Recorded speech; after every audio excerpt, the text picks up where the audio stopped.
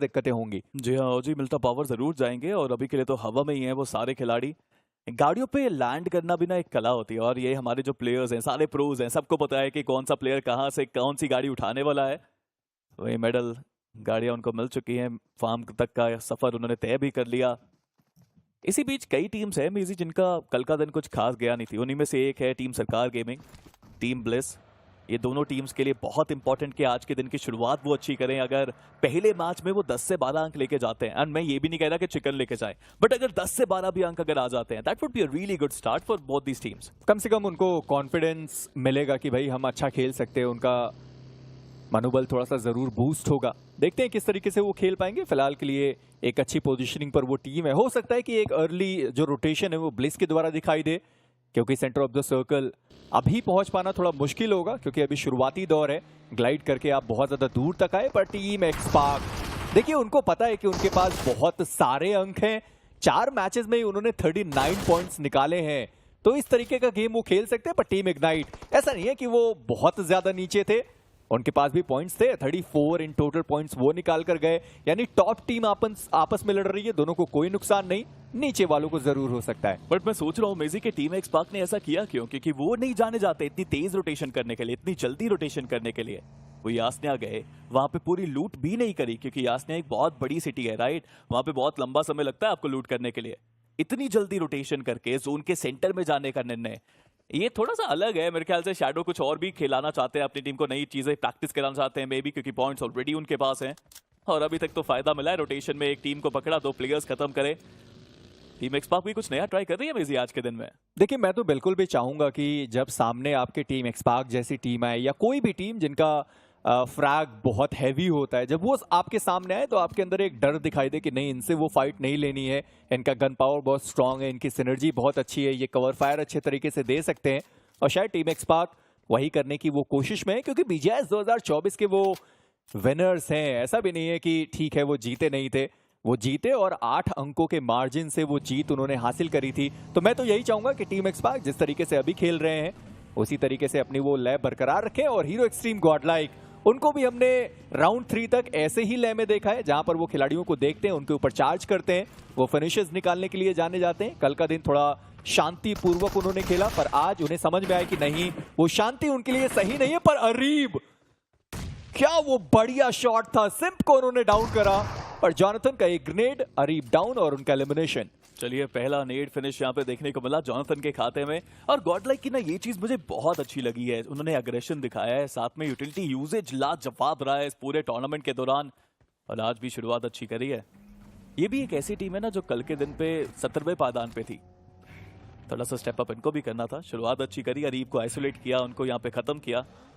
And team Godlike की तरफ से भी ये अनयूजुअल रोटेशन है, ये नॉर्मल रोटेशन नहीं है। वैसे भी 7 नहीं जाते थे, वो ग्लोबल स्पोर्ट्स बाहर हुई है तो 7 उन्होंने जाना सही समझा, रोटेशन करते हुए एक फ्रैग निकाल लिया। इससे बेहतर शुरुआत नहीं हो सकती आपकी। और उनको तो वैसे भी पता ही रहता है ना कि आरटीजी एक्सैंडे, स्टालबर और कामेशकी पर ही जाते हैं, यानी कि आपने अपने ड्रॉप लोकेशंस में बदलाव नहीं करे।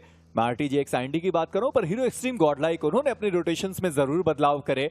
और हमेशा बहुत समय से हम इस बारे में स्पीरो बात भी करते हैं कि जब आपको पता है कि हाँ वो एक खिलाड़ी है जो हमेशा उसी सिंगल पोजीशन पर जाता है, तो आप क्यों ना वहां पर जाएं, उस खिलाड़ी को एलिमिनेट करें, आप शुरुआत बढ़िया कर सकते हैं।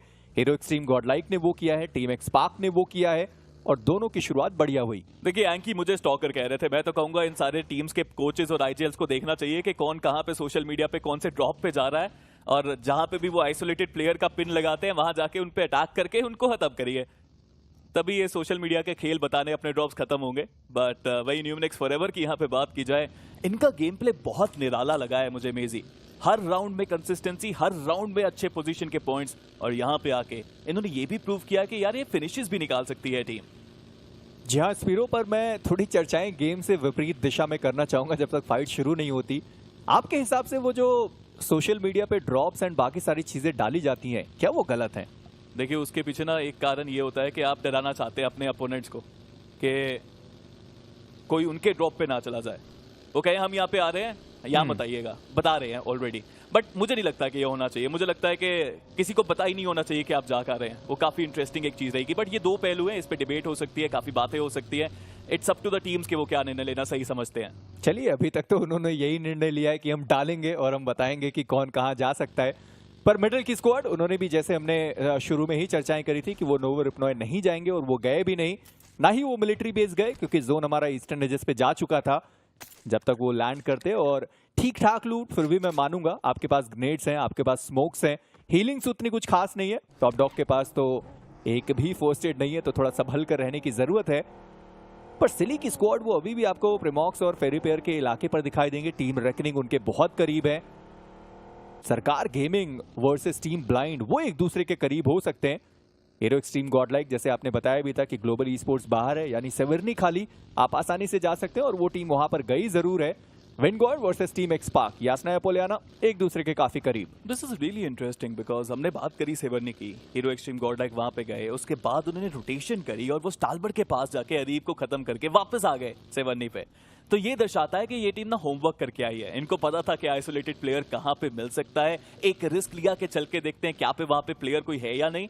मिला वहां प्लेयर, खत्म किया, वापस सेवर्नी आए, लूट कंप्लीट करेंगे और फिर वापस रोटेशन पे जाएंगे। काफी interesting move hero extreme Godlike का। भाई वीएक्सटी इस बार पोचिंकी नहीं गए, हैदराबाद हाइड्रास वहां जाती है, तो ये गटका पे चले गए, वहां से लूट करी, जोन तक का सफर तय कर रहे हैं। काफी रोमांचक हो चुका है सेमीफाइनल, जहां पे हर एक टीम अब होमवर्क करके आती है अपनी तरफ से। मुझे बस देखना है आरटीजी एक्साइंडी वो आज के दिन पे क्या करते हैं, क्योंकि वो टीम 13 अंकों के साथ है और ये उनका 5वां मुकाबला। ऐसा ना हो कि वापस उन्हें सैनहॉक या विकेंडी का इंतजार करना पड़े, वहां एक बड़ा मुकाबला वो खेलें। 16 मैचेस हैं, आप पर दिन भी अगर एक बड़ा मुकाबला खेलते हैं तो भी वो आपके लिए काम करके जाएगा। जैसे कल हमने टीम एक्सपार्क को देखा, एक सिंगल मैच में वो 27 अंक माफ करिए निकाल के वो गए, और उसके बाद इन टोटल उनके पास 39 पॉइंट्स आए थे। और आज के दिन पे पहला जो फिनिश था, 2 फिनिश था इनफैक्ट, वो निकाल के गए टीम इग्नाइट। अब 2 खिलाड़ियों के साथ है और वो मिल्टा सिटी पर मौजूद है। ओजी उनके बहुत करीब से निकली, मेडल उनके बहुत करीब से निकली, पर वो फाइट हुई नहीं। और अब आप देखिए कि मेडल अभी यहीं से निकले हैं और शायद उनका काफिला वापस नीचे आएगा और वो ब्रिज के साइड पर होल्ड करना पसंद करेंगे। अभी भी देखा जाए तो उनके पास काफी अच्छी लोकेशन है जोन के अंदर, और रैंगुटान को भी ज्यादा मुश्किल होगी नहीं जोन में एंट्री करने में। टीम एक्सपार्क वो भी आराम से आ पाएंगे जोन की तरफ। टीम सिली का काफिला अभी भी चल रहा है अमेजी वहां पे। देखने वाली बात रहेगी कहाँ जाके वो रुकते हैं। न्यूमोनिक्स फॉरएवर लोकेशन अभी शानदार है, और हमने इस बारे में चर्चा करी कि उनके पास काफी अनुभवी खिलाड़ी है, काफी अनुभवी आइजल है। लेकिन blaze they're off to really good start. VXT के एक प्लेयर इन्फिनिटी को डाउन किया गया, खत्म भी किया गया। इसे कहते हैं अच्छी शुरुआत। रोटेशन में एक फ्रैग मिल गया, आइसोलेटेड प्लेयर मिल गया। अब मुझे लगता है कि वापस एक कंपाउंड ढूंढना चाहिए ब्लिस को और वहां पे होल्ड करना चाहिए। फिलहाल तो उन्हें अपनी गाड़ी बचाने की जरूरत है। उसके बावजूद एगी ताक में थे कि अगर वो खिलाड़ी दिखाई देगा तो मैं तो शॉट्स लूंगा। पर चलिए, वो कॉल्स अच्छे रहे कि वो खिलाड़ी वहां से निकल गए, क्योंकि अकेले थे और इतना ज्यादा ओपन वो ग्राउंड था। अगर वो नॉक होते तो रिवाइव करने के लिए कोई और खिलाड़ी वहां पर आ भी नहीं सकता था। पर जैसे हम बात भी कर रहे थे, मेडल उन्होंने अपना काफिला वहां से उठाया और वो ब्रिज के बहुत करीब आए। न्यूमन, उनको भी आप ब्रिज के बहुत करीब जो स्क्वाड हाउस होता है वो उनके आसपास देख पाएंगे। सिली वर्सेस टीम रेकनिंग, एक झड़प होने वाली थी पर सिली उन्होंने रुकना सही नहीं समझा, वो जोन के अंदर निकल गए। और रेकनिंग उनके पास अभी भी सर्कल का एज मौजूद है।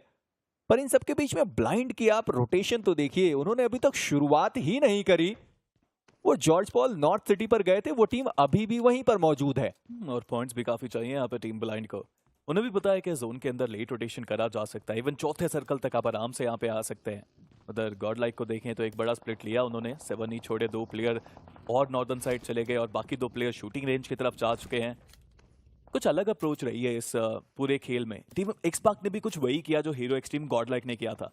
वो बाहर निकले यास्निया से, एक प्लेयर को आइसोलेटेड, इनफैक्ट 2 प्लेयर्स को आइसोलेटेड पकड़ा, वहां उन्हें खत्म किया और वापस यास्निया चले गए। मैं हैरान था पहले भी कि यास्निया छोड़ा ही क्यों, और फिर अब वापस यास्निया जाना।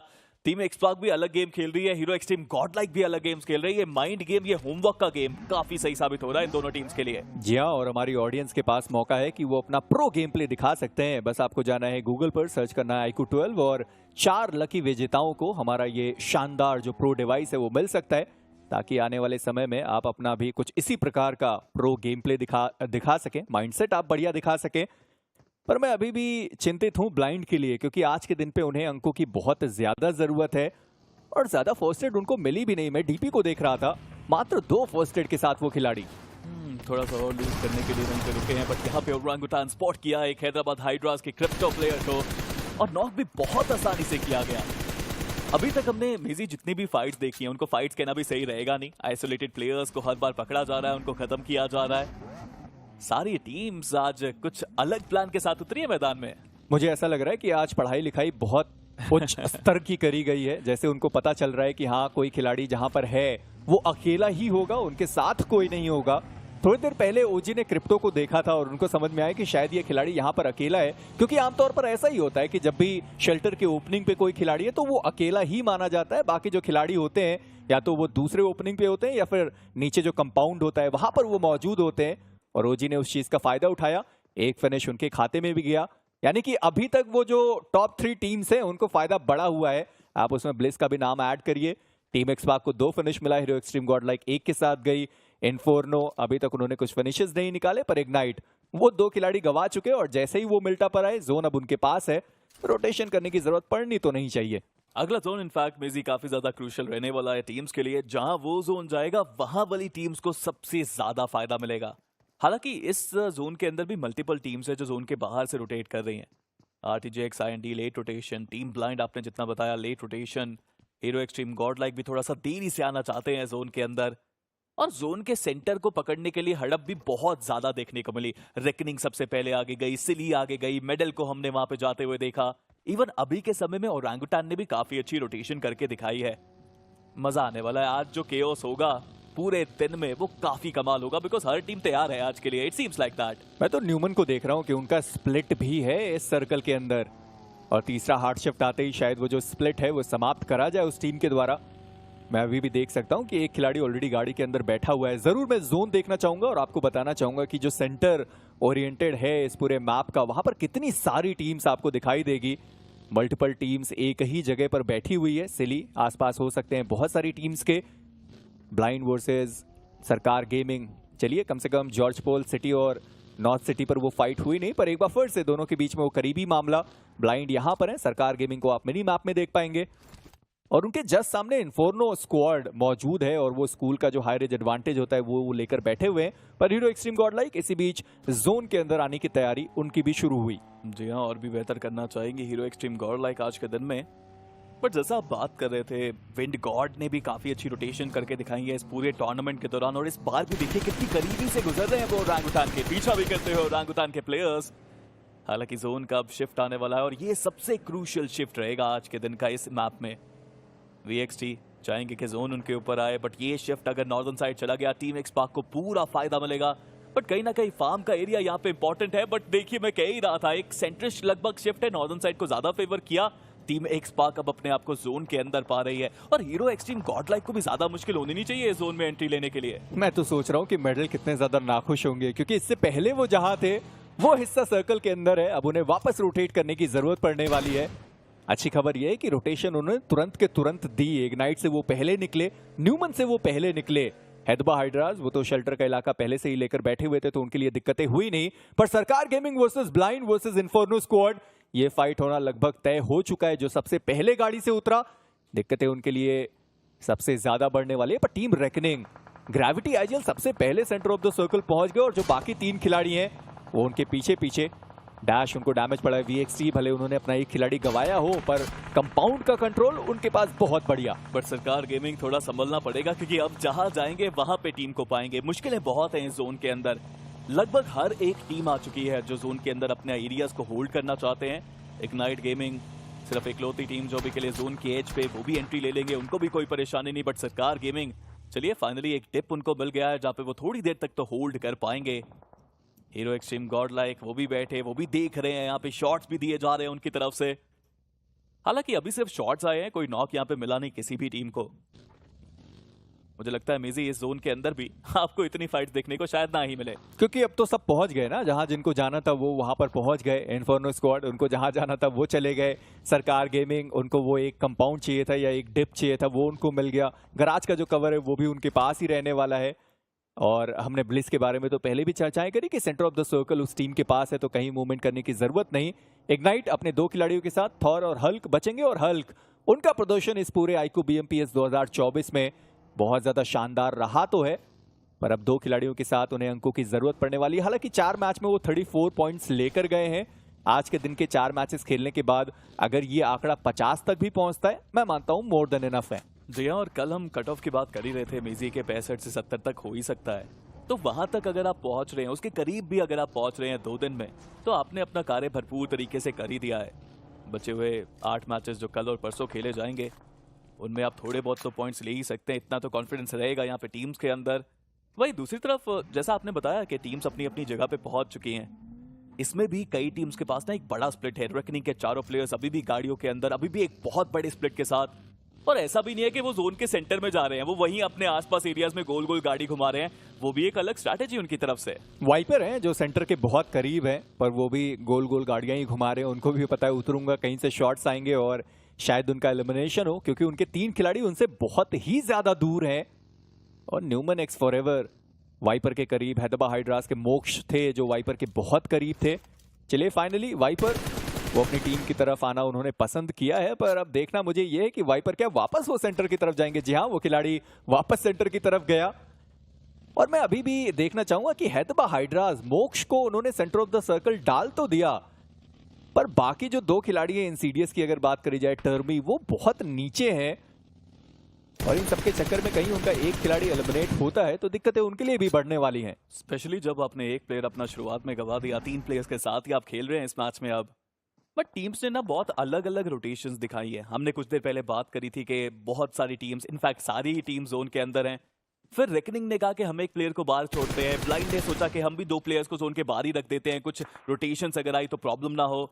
इवन सिली ने अपने प्लेयर्स को बाहर किया, बड़ी सी रोटेशन यहाँ पे करके दिखाई है। उधर दूसरी तरफ ओरांगुटान, यहाँ गेम नहीं, यहाँ पार्टी चल रही है, क्योंकि ये तो डांस हो रहा है। देखिए, अब एक खिलाड़ी को सबसे पहले एलिमिनेट किया था उन्होंने, क्रिप्टो का एलिमिनेशन भी ओजी के खाते में। और अगले सर्कल का शिफ्ट देखिए, बेजमाई ने कहा आप डांस करते रहिए, सर्कल हम आपसे ज्यादा दूर भेजते हैं। हालांकि वैसे भी उतना भी ज्यादा दूर नहीं है, आराम से वो सर्कल के अंदर पहुंच सकते हैं, पर ब्लिस से उसके लिए उन्हें फाइट लेने की जरूरत पड़ने वाली है। पर मोक्ष का वो स्प्लिट उनकी टीम के लिए काम आएगा। टर्मी उन्होंने गाड़ी उठा ली, इंसीडियस वो उनका साथ देंगे। और हैदराबाद हाइड्रास आज के दिन की शुरुआत खैर उतनी अच्छी हुई नहीं, पर न्यूमन एक्स फॉरएवर को तो आप देखें, सर्कल और न्यूमन एक्स फॉरएवर वो ऐसा बंध से चुके हैं, दोनों एक साथ ही हमेशा दिखाई दिए इस पूरे आईकू बीएमपीएस 2024 में। पर finally inferno squad versus team blind की फाइट शुरू हुई, डीपी उनका एलिमिनेशन। बहुत गलत टाइमिंग था ब्लाइंड के लिए। उन्होंने जैसे ही अपने 2 प्लेयर्स को दूर भेजा, 2 प्लेयर्स जो रुके हुए थे उनके ऊपर आक्रमण हो गया इन्फर्नो स्क्वाड का। और इन्फर्नो स्क्वाड को तो बहुत एक फ्रैग निकाला जरूर। ब्लाइंड, उनके पास भी ऐसा खजाना नहीं है पॉइंट्स का, उनको भी बहुत सारे पॉइंट्स चाहिए होंगे आज के दिन में। और अभी भी मुझे ना कंफ्यूजन देखने को मिल रही थी। पहले बाहर जा रहे थे सारे प्लेयर्स, फिर वापस अपनी टीम के पास आ रहे थे, फिर वापस कॉल आया कि हम जोन की तरफ चलते हैं। उधर इन्फर्नो स्क्वाड वो भी चेज कर रहे हैं ब्लाइंड के प्लेयर्स को। जहां पर मैं ये जरूर सोचना चाहूंगा कि विंड गॉड अब वो किस तरीके की रोटेशन देने वाले हैं। पर इन सब के बीच में एक और खिलाड़ी ब्लाइंड ई स्पोर्ट्स का वो फंसता हुआ सौरभ, उनके ऊपर भी डैमेज आ जरूर सकता है, पर ओशो उन्हें नॉक किया गया ओविन के द्वारा, उनके ऊपर गाड़ी चढ़ाई गई। और इन्फर्नो स्क्वाड की एक शानदार शुरुआत, क्योंकि इन्हें तो अंकों की बहुत ज्यादा जरूरत थी, बहुत ज्यादा। ये नीचे टीम मौजूद है, नोवा के ऊपर चार्ज करा गया, नोवा वो भी डाउन कर दिए गए। और अब ब्लाइंड, उनका बचता है मात्र एक खिलाड़ी। ब्लाइंड को भी अंकों की जरूरत है, पर इन्फर्नो स्क्वाड उन्हें भी जरूरत थी और फाइट लेकर लगभग वो काम की शुरुआत तो कर चुके हैं। ये अग्रेशन देखने में बहुत अच्छा लगा इन्फर्नो स्क्वाड की तरफ से। 3 फ्रैग्स ऑलरेडी वो निकाल चुके हैं और आप राइट हैंड साइड पे देख भी सकते हैं कि टोटल पॉइंट्स उनके कितने हैं। हालांकि अभी भी वो डबल डिजिट्स का आंकड़ा उन्होंने छुआ नहीं, बट हीरो एक्सट्रीम गॉडलाइक को देखिए, पूरा फायदा उठा सकते हैं। एडमिनोस्टी की विन किया उन्होंने यहाँ पे और इजीली उस प्लेयर को भी डाउन किया। गॉटन अपने पैरों पे, रिवाइवल की कोई संभावना नहीं है। इजी फिनिश भी यहाँ पे हीरो एक्सट्रीम गॉडलाइक को मिल चुका है। और इन्फर्नो स्क्वाड के एक प्लेयर PMWI IGL करीब जरूर आए और अभी भी गाड़ी के अंदर प्लेयर्स हैं, यहाँ पे एंट्री रोक सकते हैं अगर वो चाहे, बट 3 प्लेयर्स के साथ रिस्क को नहीं लेना चाहते। सौरभ ने कहा मैं फिनिश अपना किसी को दूंगा नहीं। वो खिलाड़ी गिर के एलिमिनेट हो गया, यानी ब्लाइंड वो इस मुकाबले से बाहर। और यहाँ पर वो कोई भी अंक ले नहीं जा पाए, यानी 15 के साथ उन्होंने शुरुआत करी थी और 15 ही उनके हाथ में आपको दिखाई देगा। पर इन सबके बीच में हमारे official mobility partner hero extreme 125R जरूर आप चेकआउट कर सकते हैं। पर आप कह सकते हैं कि हीरो एक्सट्रीम गॉडलाइक की रोटेशन बहुत ज्यादा शानदार रही। थोड़ी देर पहले हमने उनको नदर्न एजेस पर देखा था, वेस्टर्न एजेस पर आए, देखा कि एक टीम की फाइट हो रही है, अपना योगदान दिखाया और एक फिनिश भी अपने साथ ले गए। हीरो एक्सट्रीम गॉडलाइक की रोटेशन काफी अच्छी है, जैसे हीरो एक्सट्रीम ये बाइक काफी अच्छी है, बट वहीं पे अगर बात की जाए सरकार गेमिंग, टीम एक्सपाक के साथ एक चुनौती का सामना उनको करना पड़ेगा। बट आते ही सरकार ने एक प्लेयर को डाउन किया, सरकार ने दूसरे प्लेयर को डाउन किया। स्प्रे गॉड एक बार फिर से अपनी टीम के सेवियर बने हैं, यहाँ पे रिवाइवल का मौका मिला उनको। और शैडो तो अभी भी काफी ज्यादा, एक्चुअली सारंग काफी ज्यादा दूर थे अपनी टीम से, बट स्प्रे गॉड इस पूरे टूर्नामेंट के अंदर बैक टू बैक फ्रैग्स निकाले। बट ओरांगुटान जो कुछ देर पहले इमोट्स कर रहे थे, अब वो पूरी तरह बैकफुट पे। आतंकी he is the last man standing now। अब आतंकी को फाइट लेने के लिए जाना ही है, पर उनको कहीं और से भी डैमेज पड़ रहा है, अपने आप को बचाने की जरूरत है। स्मोक से ग्रेनेड जितने भी वो डाल सकते हैं आप डालिए। 3 फिनिशेस आपने निकाले, पर ब्लिस उनका एलिमिनेशन हुआ। पर ब्लिस के खिलाड़ियों को डाउन किया तो किया किसने? टीम एक्सपाक के सारंग। उनको कहां से ब्लिस के खिलाड़ी दिखाई दिए? ब्लिस का एलिमिनेशन और विज़गॉड वो खिलाड़ी जो नॉक पड़ा हुआ था उनको रिवाइव भी कर दिया जाएगा। पर टीम एक्सपाक, उन्हें तो आज फिनिशेस की भूख है। कल के दिन पे उन्होंने 17 फिनिशेस निकाले थे, आज वो आंकड़ा 8 तक तो पहुंच चुका। चलिए उसको 9 आप करिए। जी हाँ, बट सारंग उनको यहाँ पे डाउन किया गया है और काफी शॉट्स उनके ऊपर अभी भी आ रहे हैं। स्प्रे गॉड वो गए हैं रिवाइवल की प्रक्रिया को शुरू करने के लिए। वहीं अगर देखा जाए RTGX IND लॉबस्टर खत्म कर दिया उन्होंने सारंग को। टीम एक्सपाक एक बहुत इंपॉर्टेंट प्लेयर गवाया है उन्होंने भी यहाँ पे सारंग के रूप में, जिनके पास 4 फ्रैग्स ऑलरेडी थे। बट जॉकर को देखिए, इस प्लेयर ने ये दर्शाया है कि जो ट्रांसफर विंडो होती है और जो ट्रांसफर्स आप करते हैं वो काफी शानदार हो सकती है किसी टीम के लिए। बदलाव अच्छा रहा है जोकर का ये। बट ओरांगुटान के जो आखिरी प्लेयर है ना, नीचे ही हैं, वो अब ऊपर तो नहीं आने वाले। क्या वो ऊपर तो नहीं आ सकते, पर RTGX IND जिन्होंने सबसे पहला अपना एक खिलाड़ी गवाया था, वो भी आप देखिए कि फिनिशेस निकालते हुए दिखाई देंगे। सबसे पहले उन्होंने सारंग को एलिमिनेट किया, अब एक बार फिर से टीम एक्सपाक के एक खिलाड़ी को नॉक किया गया। पर VXT वर्सेस इन्फर्नो स्क्वाड, इनके बीच की ये लड़ाई, इंसीडियस वो भी कोर के द्वारा डाउन करे गए। मेडल उनकी रोटेशन बहुत लेट हुई है और उसके चक्कर में उनको फायदा भी मिलता हुआ।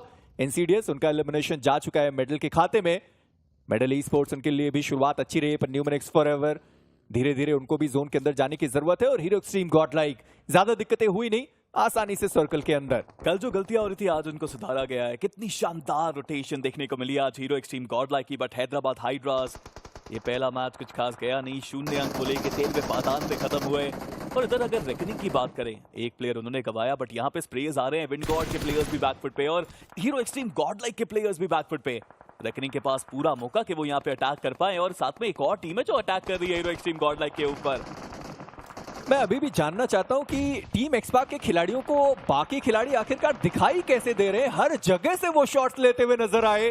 फिनिश फील्ड में उनका नाम इतनी बार हमने देखा, पर इन सबके बीच में न्यूमन वर्सेस टीम मेडल, उनकी बीच की ये फाइट ऐश बहुत ज्यादा ओपन में निकल गए। उनको डाउन किया गया। पैराडॉक्स वो आगे आए और चलती गाड़ी से उन्हें गिराया गया। ओमेगा वो तैयार थे इस फाइट के लिए। और अब मेडल वो बस्ती है मात्र एक खिलाड़ी के साथ। टॉप डॉग वो बचे हुए, उनके ऊपर ग्रेनेड जाता हुआ, करीबी मामला हो सकता था, पर ओमेगा वो अभी भी फाइट लेने के लिए तैयार हैं तो सही। पर न्यूमैनिक्स फॉरएवर उन्होंने अपना एक खिलाड़ी स्पिरो हील बैटल के लिए डाल रखा है, ओवेस वो भी जोन के बाहर। कोई फर्क पड़ता नहीं, यहाँ पे सारे प्लेयर्स दोबारा रिवाइव हो जाएंगे। ओवेस भी आगे जा सकते हैं अगर वो चाहे तो। गाड़ी भी है, फर्स्ट एड भले ही उनके पास कम है, बट मेडल एक खराब गेम उनका। 10वें पायदान पे वो एलिमिनेट हुए, केवल 1 अंक मिला है इस पूरे मैच से। टॉप डॉग वो नेड्स आ रहे थे उनके ऊपर, वो कुछ कर नहीं पाए। बट हीरो एक्सट्रीम गॉडलाइक उनको देखिए, रिवाइवल वहां पे भी कंफर्म किया गया। और अब जोन के एज पे वो चारों प्लेयर्स। बट सिली की बात करेंगे मेजी, इट्स अ टीम जिन्होंने कंसिस्टेंसी की मिसालें दी थी राउंड 1 राउंड 2 में। इवन राउंड 3 उनका डिसेंट गया था। राउंड सेमीफाइनल्स अभी के लिए ओके मैं कहूंगा चल रहा है उनके लिए। थोड़े और अंक लेने चाहते हैं, इसलिए थोड़ी स्लो अप्रोच देखने को मिली है सिली की तरफ से भी। यहाँ पर स्पिरो मैं जरूर जानना चाहूंगा कि कितनी संभावनाएं होती है कि शुरुआती दौर में आपने जिससे फाइट ली है अंत में भी आप उसी से फाइट ले। टीम एक्सपाक वर्सेस इग्नाइट की हमने फाइट ली थी, देखी थी, और वहां पर हल्क और उनके एक और खिलाड़ी जो बचे हुए थे थॉर। चलिए थॉर का एलिमिनेशन हुआ, पर हल्क वो भी बचे हैं। स्प्रे गॉड उन्होंने देखा है हल्क को और उन्होंने डैमेज बहुत ज्यादा दिया। सारंग माफ करिए, स्प्रे गॉड वहां पर डाउन करेंगे और हल्क के द्वारा वो खिलाड़ी एलिमिनेट भी हुआ, पर कहीं और से उन्हें देखा गया। सोमराज वो तैयार थे। इग्नाइट उनका भी 3 अंकों के साथ एलिमिनेशन। कोशिश करी वहां पे एक प्लेयर को खत्म भी किया। That's a good thing right, कि आपने जाते जाते एक फ्रैग निकाला। बट VXT एक प्लेयर गवाया है। अभी भी फ्रैग्स इतने ज्यादा नहीं है, लेकिन जोन तक उनको भी आगे बढ़ना पड़ेगा। भाई रेकनिंग के पास पूरा जोन का एडवांटेज है। हीरो एक्सट्रीम गॉडलाइक कोई उनकी बैक साइड में नहीं, एक इजी चिकन हो सकता है उनके लिए भी। बट इन्फर्नो स्क्वाड VXT की मुश्किलें बढ़ाई। एक अच्छा battle Aquanox, we all know is a top player, और यहाँ पे अपनी टीम की कमान उनको संभालनी पड़ेगी क्योंकि बैक टू बैक नीड्स भी आ रहे हैं। सोमराज, थोड़ा सा रास्ता दूसरा है सोमराज का, और एक्वानॉक्स उनको भी डाउन किया गया। और डाउन किया तो किया किसने? आतंकी, जो अभी भी खिलाड़ी शेल्टर पर मौजूद था, वो खिलाड़ी प्ले जोन के बाहर डाउन होता, पर उससे पहले सोमराज, उन्होंने आतंकी को देख लिया और वो फिनिश भी अपने साथ लेकर जाएंगे। पर एक्वानॉक्स उनको रिवाइव करना अभी भी बाकी रहेगा। न्यूमन, वो भी फाइट लेने के लिए तैयार। उनके जितने भी खिलाड़ी स्पिरो डाउन पड़े हुए थे, उन सबको रिवाइव कर दिया गया। पर अब team reckoning versus hero extreme Godlike, उनके बीच की ये जंग, जहां पर जॉनथन वो डाउन करेंगे, इसलिए उनके पास मौका हो सकता है। पर ओवेस, उन्होंने रणवीर को देख लिया, वो डाउन करेंगे और इन्फर्नो, रिवाइवल की जरूरत पड़ने वाली है। 38 सेकंड का समय। जी हाँ, इन्फर्नो को भी रिवाइव करना है। इधर एडमिनो देखिए, उन्होंने पहले सिम को रिवाइव किया, उसके बाद वो पंक को रिवाइव कर रहे हैं। इसी बीच जॉनथन पीछे आ गए, वो भी रिवाइव हो जाएंगे। एक प्लेयर बचा था हीरो एक्सट्रीम गॉडलाइक का, उन्होंने सारा काम कर दिया। बट टीम एक्सपार्क 11 अंक वो लेके गए हैं। 7वें पायदान पे एलिमिनेशन उनका भी हमने देखा। डोमिनेशन फिर भी दिखाई है टीम एक्सपार्क ने इस मैच के अंदर। हालांकि पोजीशन पॉइंट कुछ खास वो लेके जा नहीं पाए। वहीं अगर आप न्यूमन एक्स फॉरएवर की बात करें, एक बार फिर से सबको प्रूव कर रहे हैं ये कितनी शानदार team. That Ned was everything, और इन्फर्नो स्क्वाड को भी किया है खत्म। चलिए, पर कम से कम शुरुआत उनकी भी अच्छी रही है। 5 पॉइंट इस मैच से वो लेकर गए सिली, उनके लिए ये शुरुआत अच्छी हुई है, जहां पर उनको प्लेसमेंट के अगर यहां वो एलिमिनेट होते तो 3 पॉइंट्स मिलेंगे। पर team reckoning hero extreme Godlike की दिक्कतें ज्यादा बढ़ाते हुए, और अब एक आखिरी खिलाड़ी हीरो एक्सट्रीम गॉडलाइक के सिम्प वो बचे रहेंगे। बाकी जो खिलाड़ी वो डाउन करे गए। पर इन्फर्नो का क्या वो फिनिश उनको मिला? जी हाँ, इन्फर्नो का वो फिनिश उनको मिला तो सही, पर रेकनिंग के खिलाड़ी डाउन है, उनको रिवाइव करने का मौका मिल सकता है। पर सिम्प उससे पहले वो फिनिशेस निकालना चाहते हैं। 5 का आंकड़ा 7 तक उस खिलाड़ी ने पहुंचाया, और अभी भी 5 टीम्स इस लॉबी के अंदर। काफी क्रूशियल रहेगा ये मुकाबला। बट एक्वानॉक्स वो पीछे रह गए जोन के अंदर, वो पहुंच नहीं पाए। बट एक बार फिर से न्यूमन एक्स फॉरएवर सबको प्रूव करते हुए कि कंसिस्टेंसी आखिर कहते किसको है। दूसरी तरफ रेकनिंग के 2 प्लेयर्स को देखिए, अभी भी वो जोन के एज पे आपको देखने को मिलते हैं। सिम्प अपनी टीम का आखिरी खिलाड़ी, हर कोशिश ये प्लेयर कर रहा है कि और भी ज्यादा पॉइंट्स अपनी टीम को दिला के जाएं। बट आज हम डेस्परेशन की बात कर रहे थे मेजी, एंड जी हाँ, वो देखने को मिली है। टीम सिली ने कोशिश करी है, टीम हीरो एक्सट्रीम गॉडलाइक ने कोशिश करी है, और रेकनिंग वो अभी भी अपनी कंसिस्टेंसी को आगे लेके जा रहे हैं। न्यूमन एक्स फॉरएवर, हर बार ये टीम चूक जाती थी, फाइनल्स का टिकट उनको मिलता नहीं था। पर इस बार शायद ऐसा ना हो। ऐश के आने के बाद इस टीम में बहुत सारे बदलाव हमें देखने को मिले, चाहे वो रोटेशंस के बारे में हो, चाहे वो गन पावर के मामले में हो। और यहां पर भी 7 फिनिशेस आ चुके हैं। चिकन डिनर लगभग तय हो चुका है, क्योंकि ये टीम जोन के अंदर है और वो जितनी भी टीम्स बाहर हैं उनको अंदर आने की जरूरत पड़ेगी। ग्रेविटी आईजीएल लगता नहीं कि उनके पास एक भी फर्स्ट एड है। हंटर्स, क्या उनके पास फर्स्ट एड है या फिर नहीं है? शायद नहीं। पर सिम्प उतरे, उन्होंने एक खिलाड़ी को डाउन किया, ग्रेविटी, वो भी एलिमिनेट कर दिए जाएंगे। पर ऐसा हुआ नहीं। सिम्प, उनका एचपी इतना कम हुआ कि वो खिलाड़ी प्ले जोन का शिकार हुआ। न्यूमन एक्स फॉरएवर, ज्यादा कुछ करने की जरूरत पड़ी नहीं। ये टीम, ये खिलाड़ी, क्या शानदार। और एक और मुकाबला जहां पर वो निकालेंगे winner chicken dinner. What a game for Newman forever. 9 फिनिशेस वो यहां से लेकर के गए, और जिस